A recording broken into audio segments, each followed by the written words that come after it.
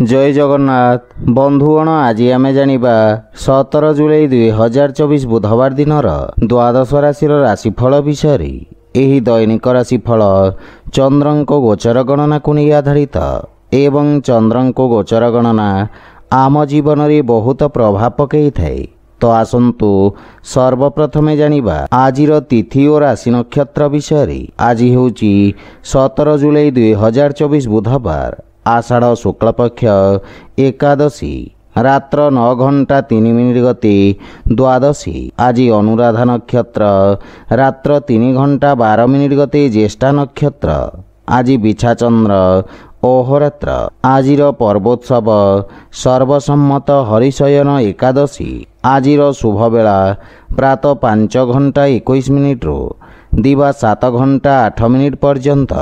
आजिर सूर्योदय प्रातः 5 घंटा 20 मिनिट। आजिर सूर्यास्त संध्या 6 घंटा 38 मिनिट। आज सिंह कन्या और मकर राशि महिला मानक घात चंद्र एवं कर्कट राशि घात बार।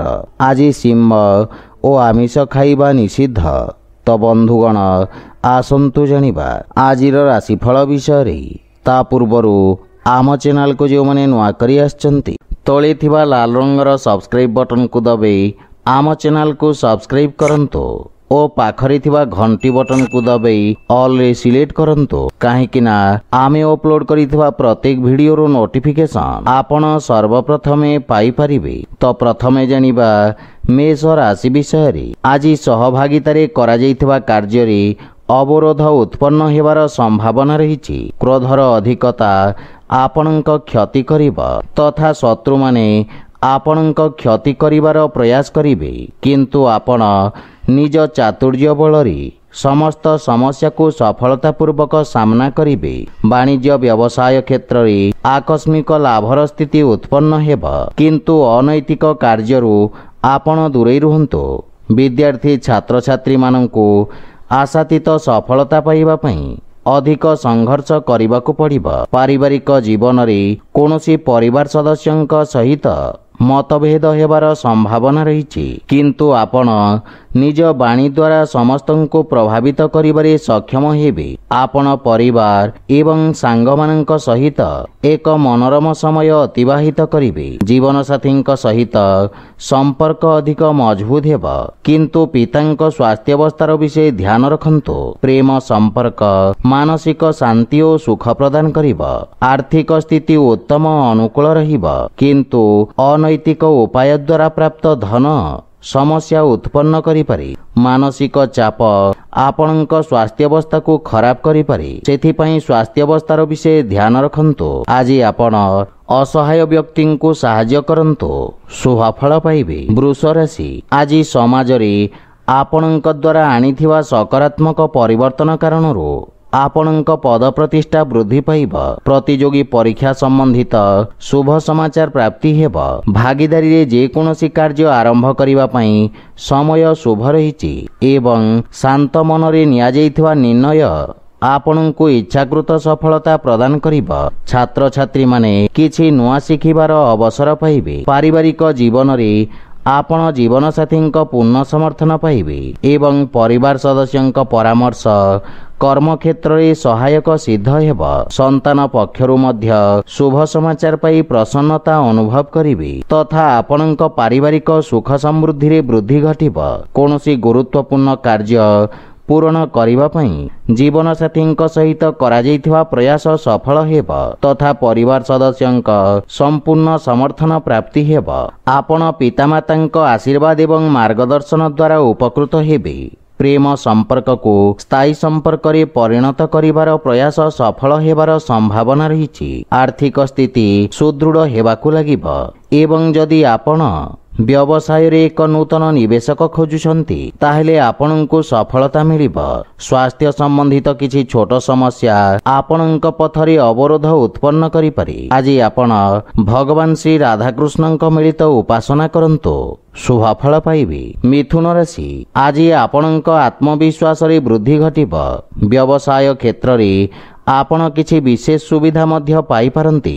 ଆପଣ ନିଜ ବୁଦ୍ଧି ଏବଂ କୌଶଳ ବଳରେ ଶତ୍ରୁମାନଙ୍କୁ ପରାସ୍ତ କରିବାରେ ସକ୍ଷମ ହେବେ। କର୍ମକ୍ଷେତ୍ରରେ ଉଚ୍ଚ ଅଧିକାରୀଙ୍କ ସମର୍ଥନ ଓ ସହଯୋଗ ପ୍ରାପ୍ତି ହେବ। ରାଜନୀତି ଏବଂ ସାମାଜିକ ସେବାରେ ଜଡ଼ିତ ବ୍ୟକ୍ତିଙ୍କ ପଦ ପ୍ରତିଷ୍ଠା ବୃଦ୍ଧି ପାଇବ।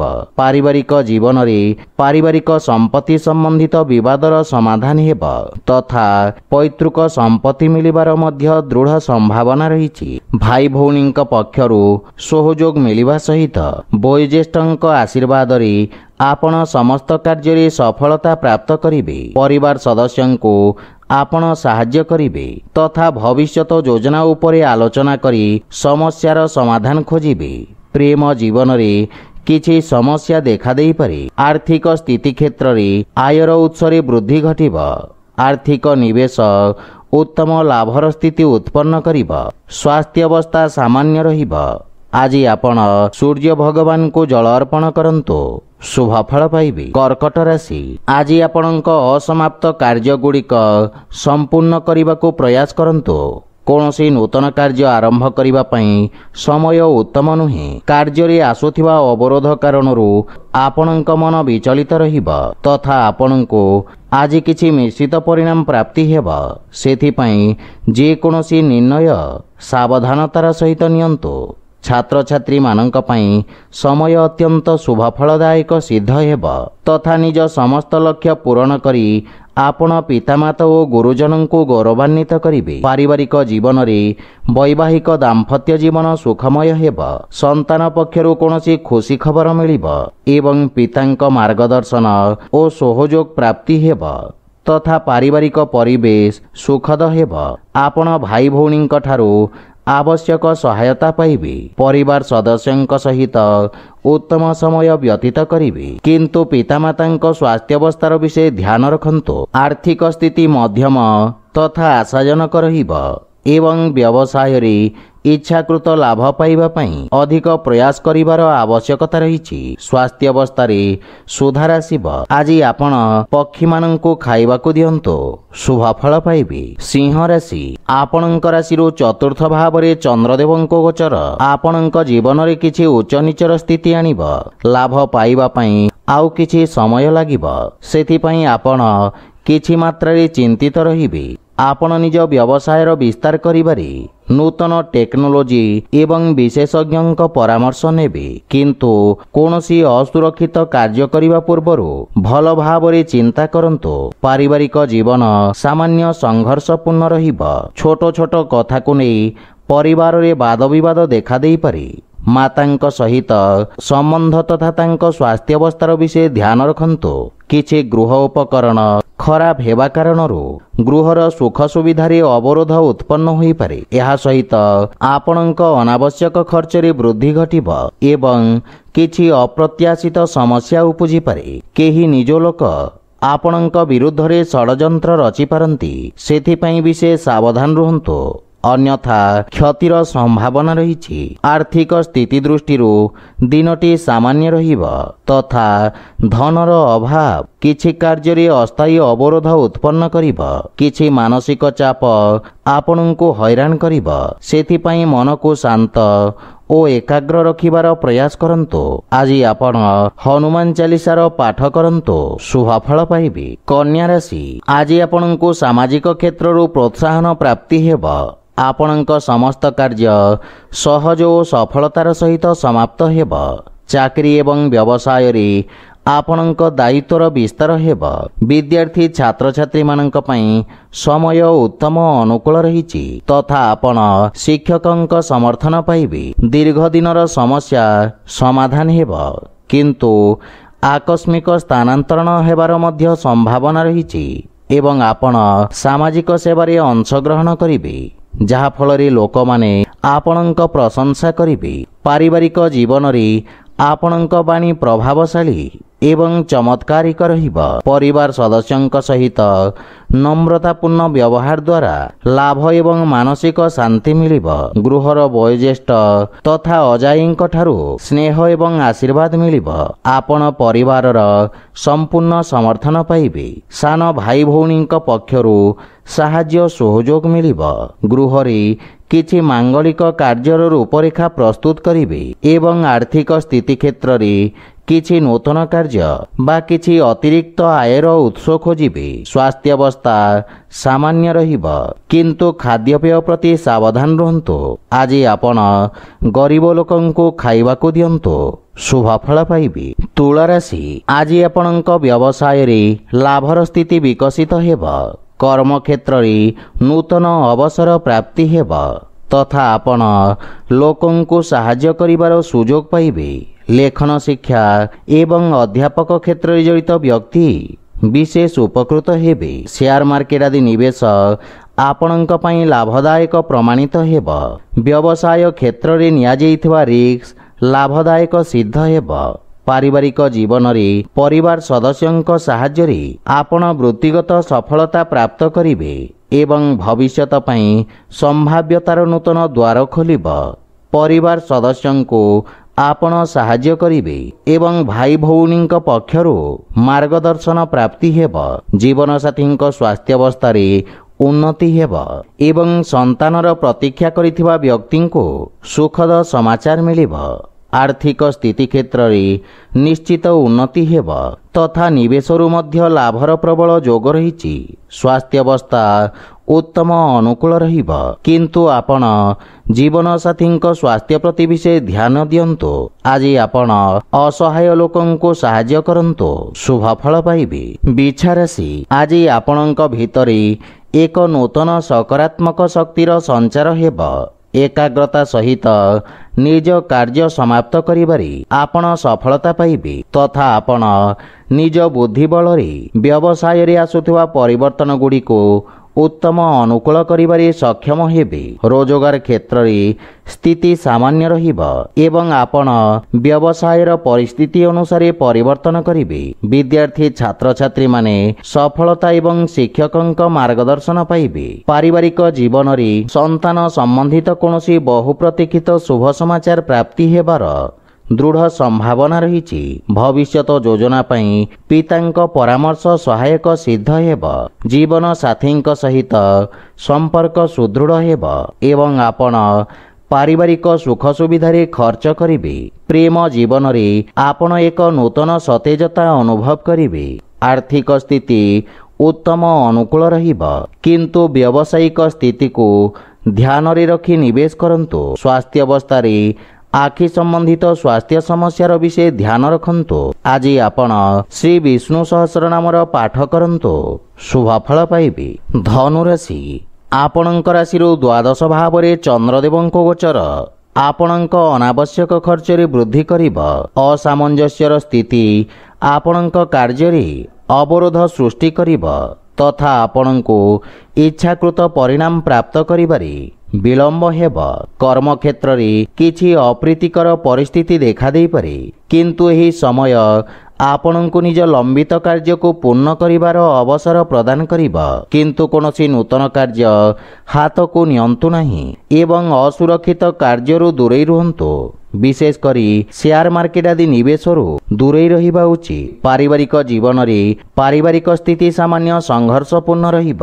ବିଶେଷ କରି କୌଣସି ଅନାବଶ୍ୟକ ଖର୍ଚ୍ଚରୁ ଆପଣ ଦୂରେଇ ରୁହନ୍ତୁ ଏବଂ ଯେକୌଣସି ଆର୍ଥିକ ଦେବାନେବା ଠାରୁ ଦୂରେଇ ରୁହନ୍ତୁ, ଅନ୍ୟଥା ଆପଣଙ୍କୁ କ୍ଷତିର ସାମ୍ନା କରିବାକୁ ପଡ଼ିବ।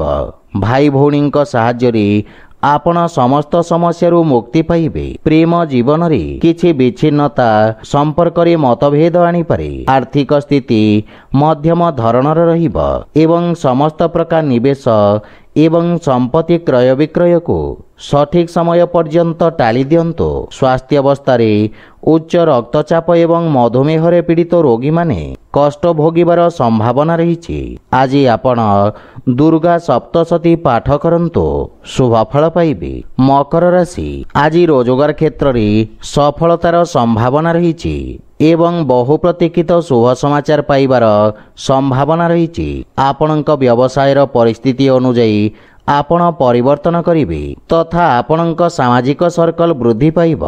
କୌଣସି ବିଦେଶୀ ସଂସ୍ଥା ସହିତ ଆପଣଙ୍କର ବ୍ୟବସାୟିକ ସହଭାଗିତା ପାଇଁ ସମୟ ଉତ୍ତମ ରହିବା ସହିତ ଲାଭର ସ୍ଥିତି ମଧ୍ୟ ବୃଦ୍ଧି ପାଇବ। ଭବିଷ୍ୟତ ଯୋଜନା ପାଇଁ କ୍ଷେତ୍ର ବିଶେଷ ବିଶେଷଜ୍ଞଙ୍କ ପରାମର୍ଶ ସହାୟକ ସିଦ୍ଧ ହେବ।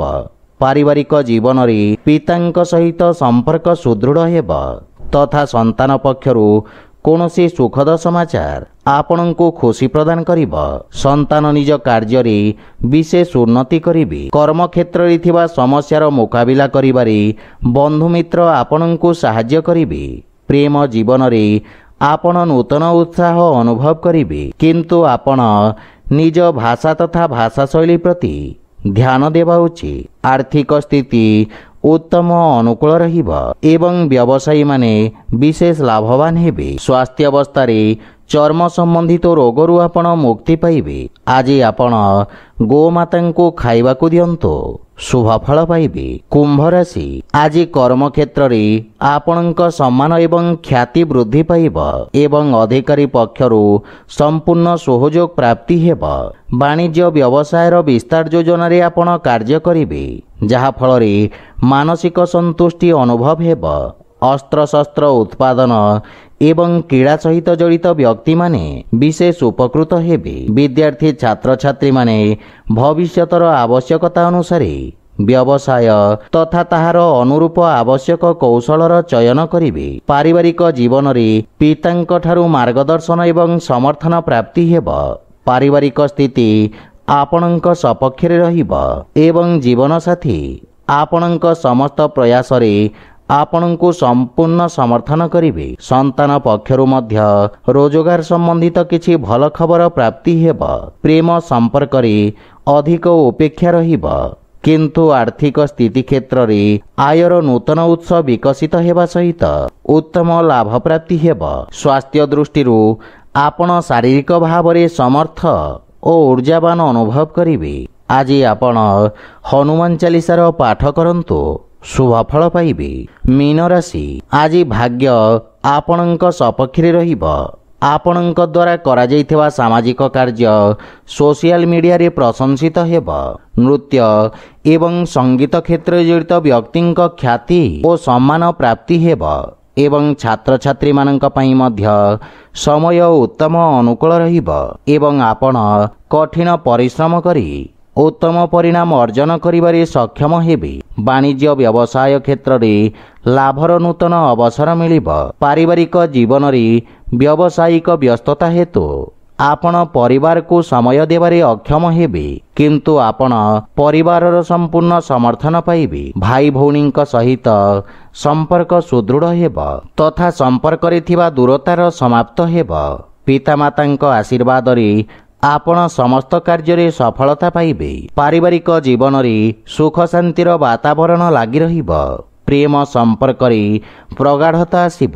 ଆର୍ଥିକ ସ୍ଥିତି କ୍ଷେତ୍ରରେ ଆର୍ଥିକ ନିବେଶରୁ ଉତ୍ତମ ଲାଭ ପ୍ରାପ୍ତିର ସମ୍ଭାବନା ରହିଛି, କିନ୍ତୁ ଭାଗିଦାରୀ କାର୍ଯ୍ୟରେ ବିଶେଷ ସାବଧାନ ରୁହନ୍ତୁ। ସ୍ୱାସ୍ଥ୍ୟ ଅବସ୍ଥା ଉତ୍ତମ ଅନୁକୂଳ ରହିବ।